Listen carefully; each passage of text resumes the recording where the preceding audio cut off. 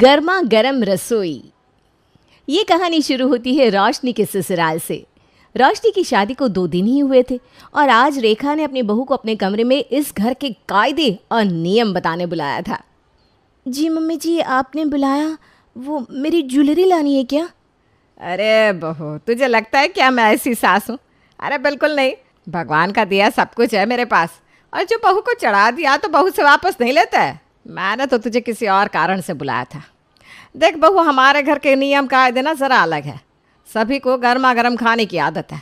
यह नहीं कि थाली में कुछ भी बासी परोस दिया। तेरे पापा जी तो तुरंत नाराज़ हो जाते हैं और गौतम को तो ठंडा खाने से सख्त नफरत है। अरे बस इतनी सी बात।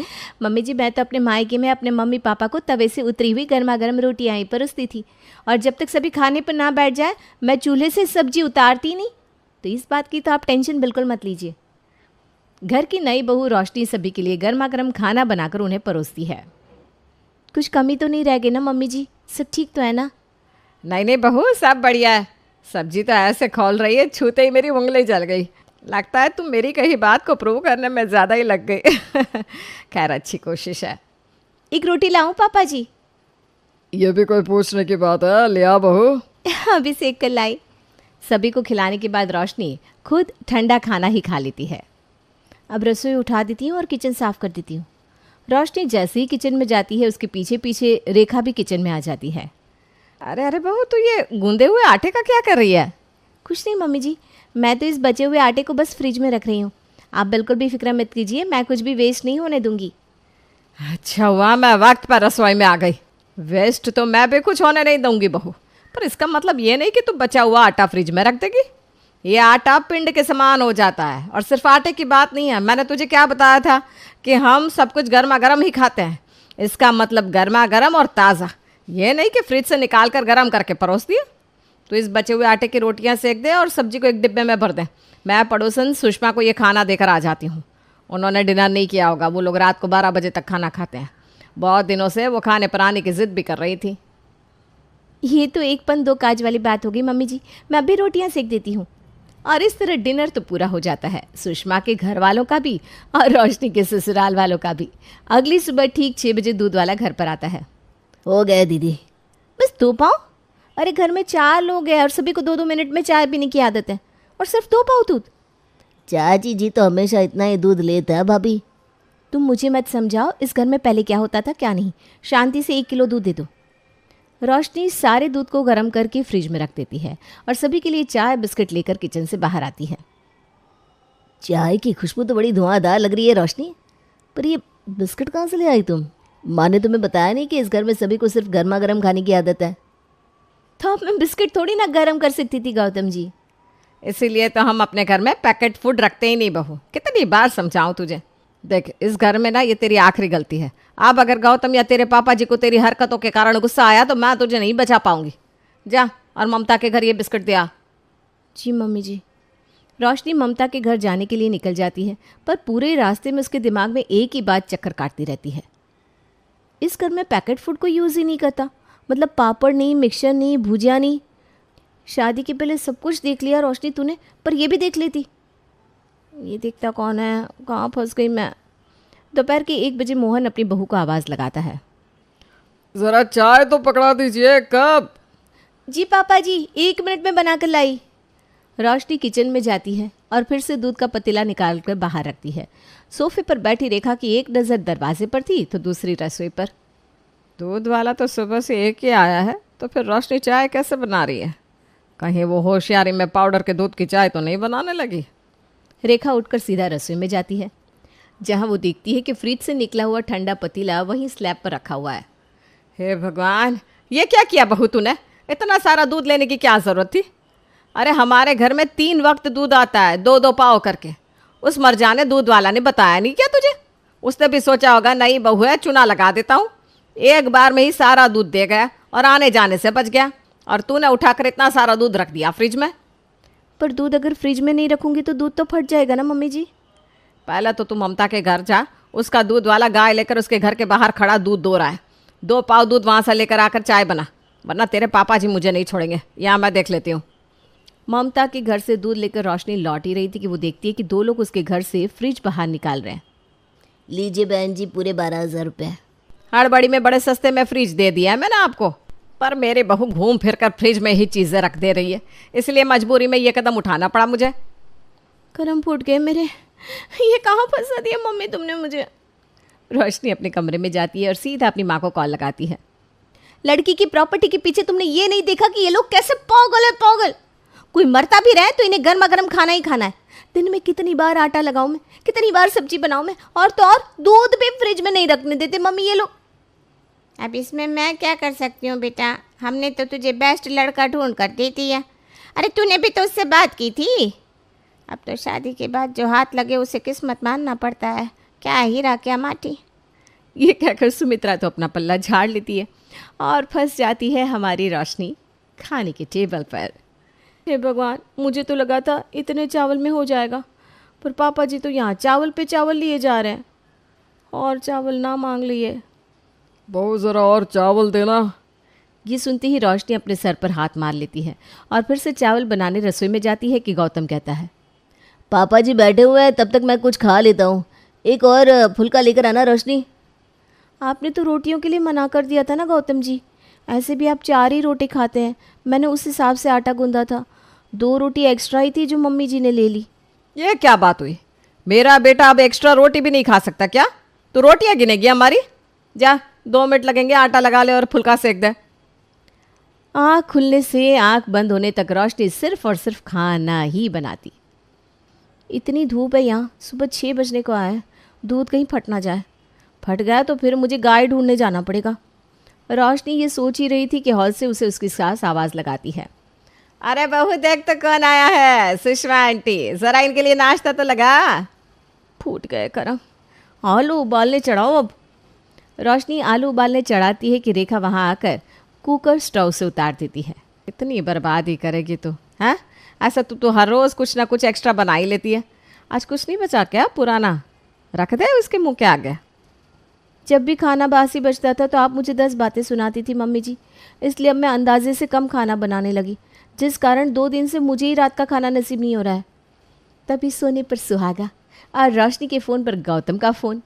अब ये नाक मुझे निकलेगा क्या? 2 बजे लंच ब्रेक होगा, भूल मत जाना। ताज़ा खाना बनाकर मेरे लिए ऑफिस ले आओ। हाँ, लेकिन वहाँ से कोई जवाब नहीं। 2 मिनट के साइलेंस के बाद गौतम ही पूछता है, अरे कहाँ गायब हो गई, कुछ बोलो भी। काम कुछ करना नहीं है, ड्रामे 100 करवा लो इस लड़की से। तुम्हारे घर की नौकरानी हूँ क्या मैं? सुबह 4 बजे उठकर तुम सभी के लिए ताज़ा खाना बना बनाकर खुद बासी हो गई हूँ और कहते हो मैं ड्रामा कर रही हूँ। ये अपने पति से कैसे बात कर रही है रोशनी तू? कौन सा पति मम्मी जी, जिसने शादी के बाद आज तक मेरी शक्ल भी नहीं देखी? उसे तो बस खाने से मतलब है। और आप ना मेरे सर पर मत नाचिए, क्योंकि अब मेरा पारा चढ़ चुका है।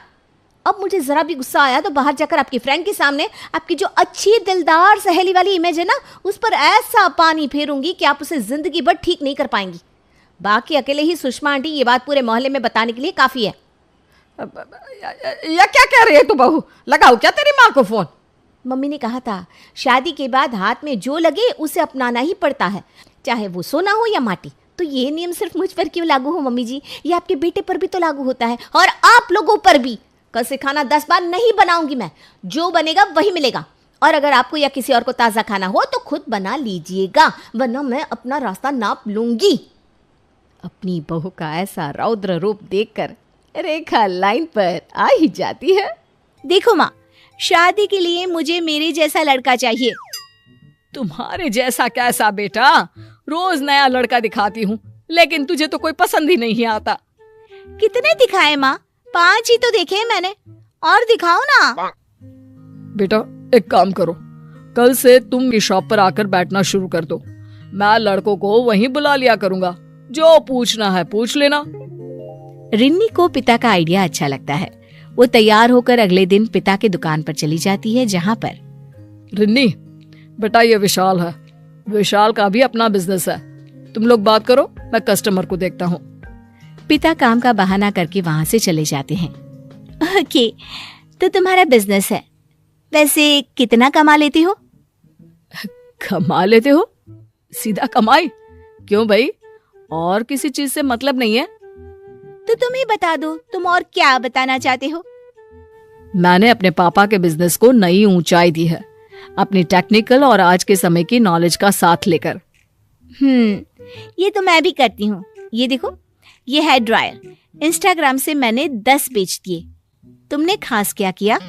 हेयर ड्रायर मतलब, अरे यार मैं क्या बोलना चाह रहा हूँ कि अच्छा देखो, तुम्हारा नंबर तो पापा के पास है ना, सिलेक्ट होते हो तो नेक्स्ट राउंड के लिए कॉल चला जाएगा। बाय। पूरे एटीट्यूड के साथ रिन्नी वहां से चली जाती है। पिता दूर खड़े रिन्नी का रवैया देखकर सोचते हैं कि भाई अब क्या किया जाए। अगले रोज रिन्नी की माँ पिता से कहती है, लड़की सही तो बोल रही है। अरे बिजनेस तो वो यहाँ भी देख रही है। उस लड़के में क्या खास था? पढ़ा लिखा तो होना चाहिए ना। अरे पढ़ाई कम की है तो क्या हुआ, जीवन का अनुभव तो था। खैर ठीक है, एक लड़का है पढ़ा लिखा, मैं बुलाता हूँ उसे। कल रिन्नी को दुकान भेज देना। फिर वही सीन, रिन्नी और एक नया लड़का। PhD क्यों भाई, क्या जरूरत पड़ गई इतनी पढ़ाई की? मतलब पढ़ाई की जरूरत तो हर किसी को होती है। तुम ज्यादा पढ़ी नहीं हो क्या? हो ना, पोस्ट ग्रेजुएट हूँ मैं। तो कितना कमा लेती हो? मैं रिसर्चर हूँ, 45,000 रुपए महीने कमा लेता हूँ। बस PhD करके भी सिर्फ 45,000 रुपए महीना? क्यों?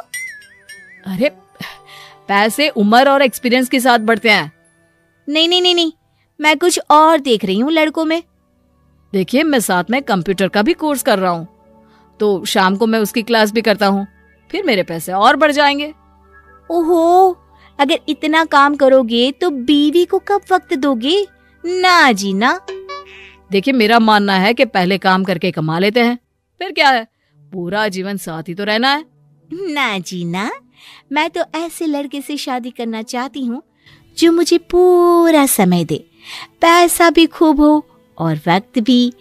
तो सॉरी। पिता समझ जाते हैं कि ये लड़का भी गया हाथ से। उसी रोज शाम को रिन्नी की माँ कहती है, देखिए जी, लड़की का सोचना भी तो सही है। अरे सारा वक्त काम करता रहेगा तो मेरी बेटी को वक्त कब देगा? और आजकल के बच्चों को घूमने फिरने का ही तो शौक होता है। बूढ़ी हो जाएगी, फिर पैसे आएंगे तो क्या फायदा? ठीक है, देखो एक लड़का वैसा भी है, मैं उससे बात करता हूँ। अगले रोज फिर एक लड़का रिन्नी को देखने आता है। मोटा पेट, गंजा और खूब सारी सोने की चेन पहने हुए। तो तुम हो रिन्नी? ठीक ही हो, देखना मैं। एक्सक्यूज मी, मैं बहुत अच्छी हूँ। वैसे क्या करती हो तुम? दुकान है टक्कर की, टक्कर समझती हो ना? मौके की दुकान है, खूब चलती है, खूब। तो पैसे की कमी नहीं है। और वक्त? आज वक्त ही वक्त है। वो क्या है ना, दुकान का पीछे का दरवाजा मेरे घर में ही खुलता है। जब चाहे घर, जब चाहे दुकान, ना कर जाकर खूब है। मैं तो बैठा रहता हूँ। सुना है घूमने फिरने की शौकीन हो तुम, खूब जमेगी हम दोनों की। हाँ, लेकिन तुम्हारा पेट कितना मोटा है यार। मैं किसी पतले और स्मार्ट लड़के से शादी करना चाहती हूँ। भाई अब तो इस लड़के से भी बात आई गई हो जाती है रात को। देखिए जी, बात तो ठीक ही है ना। लड़का लड़का कम, उसका पिता ज्यादा लग रहा था। अरे कितना मोटा पेट, ऊपर से सोना कितना पहना था, ड्रेसिंग सेंस ही नहीं था। अब बेटी हमारी किसी के साथ भी तो नहीं एडजस्ट कर सकती ना। अरे अब बस करो भाग्यवान, लड़की तुम्हारी उसे ज्यादा पढ़ा चाहिए लेकिन हार्ड वर्किंग नहीं, घूमना है लेकिन सुंदर हो। अरे सारी क्वालिटी हर किसी में नहीं होती, जीवन में थोड़े समझौते भी करने पड़ते हैं ना। तभी वहां रिन्नी आ जाती है। कैसी बात कर रहे हैं पापा? मतलब पूरी जिंदगी में किसी के भी साथ काट दूं? अरे कुछ तो सोच कर बोलिए, मतलब मेरी तरफ देखकर बोलिए। क्या कोई कमी दिख रही है? मैं हूं ना परफेक्ट, तो परफेक्ट ही तो चाहूंगी ना। हाँ, बात तो देखो सही कह रही है बिटिया। अब मैं ही देखती हूँ कोई लड़का अपनी बहन को बोलकर। हाँ माँ, पापा के तो सारे लड़के फालतू हैं, कोई मेरे स्टैंडर्ड से टच नहीं करता। अगले दिन रिन्नी, वो क्या है ना, तेरी मौसी ने एक लड़का बताया है, और ये देख फोटो ठीक लगे तो बात आगे बढ़ाते हैं। हाँ माँ, दिखा फोटो। ये सही है। पापा की तरह नहीं, सीधे लड़के को सामने ले आओ। रिन्नी लड़के की फोटो देखती है और देखती ही रह जाती है। हाय रे, कितना स्मार्ट है, सुंदर है। माँ, ऐसे लड़के भी भगवान बनाता है क्या आज की डेट में? तो बेटा बात चलाऊं ना? चलाऊं? अरे दौड़ा दो माँ, दौड़ा दो। मुझे लड़का बहुत पसंद है माँ, मैं तो इसी से शादी करूंगी। माँ खुश हो जाती है। देखा, मेरी बहन ने एक रिश्ता बताया, वही रिन्नी ने फाइनल कर दिया। अब तो आप बस तैयारी शुरू कर दो। ये तो बहुत खुशी की बात है। मैं अभी मैरिज हॉल और बैंड बाजा बुक कर देता हूँ। माँ, मैं जरा वो डिजाइनर के पास हो आती हूँ। वो क्या है ना, लहंगा अब बुक कर लूंगी, तब जाकर शादी तक बनेगा। हाँ हाँ, मैं भी जरा मार्केट जाकर गहने और कपड़ों को फाइनल कर लेती हूँ। घर में खुशी की लहर दौड़ जाती है। लोगों के फोन आने शुरू हो जाते हैं। अरे मिठाई वाला तो वो कल्लू ही रहेगा ना? हाँ हाँ, क्यों नहीं, वही ठीक है, बिल्कुल। अच्छा सुनो, लड़के वालों को एक दिन बुला लो, क्या क्या डिमांड है पूछ लो। अरे हाँ भाई, वो भी ठीक है। माँ बहन को फोन करती है और लड़के वालों को घर भेजने को कहती है। रिन्नी की मौसी फोन पर कहती है, हाँ हाँ, मैं उन लोगों को बोल देती हूँ, घर का पता दे देती हूँ, लड़का आ जाएगा। अगले रोज घर पर लड़का आता है। रिन्नी उसे देखकर मुस्कुराती है। क्या क्या हो गया? मेरे फेस पर कुछ लगा है क्या? नहीं तो क्यों? तो फिर हंस क्यों रही हो? हर वक्त हंसती रहती हो क्या? वैसे कितना पढ़ी हो? मैंने पोस्ट ग्रेजुएशन किया है। कमा कितना लेती हो? मैं क्यों कमाऊंगी, वो तो लड़का कमाएगा ना। लेकिन ये कहाँ लिखा है कि लड़की घर पर बैठेगी? मुझे तो कमाने वाली लड़की चाहिए। हाँ तो सुनो ना, मैं कमाती हूँ, ऑनलाइन सेलिंग का काम है मेरा, पापा की दुकान के प्रोडक्ट्स बेचती हूँ। हाइट कम है तुम्हारी, मुझे थोड़ी लंबी चाहिए थी लड़की। रिन्नी तुरंत हिल्स पहन लेती है। नहीं नहीं, मुझे नेचुरली लंबी चाहिए। देखो तुम ना मुझे समझ में ही नहीं आ रही हो, मैं नहीं कर सकता तुमसे शादी। लड़का रिन्नी को रिजेक्ट करके वहां से चला जाता है। रिन्नी रो पड़ती है। माँ, पापा, उसने मुझे रिजेक्ट कर दिया। हाँ तो क्या हो गया बेटा, तूने भी तो कितनों को रिजेक्ट किया। अब पता चला, किसी की कमियों को गिनाओ तो उसे कैसा लगता होगा। हाँ पापा, बहुत बड़ी गलती हो गई।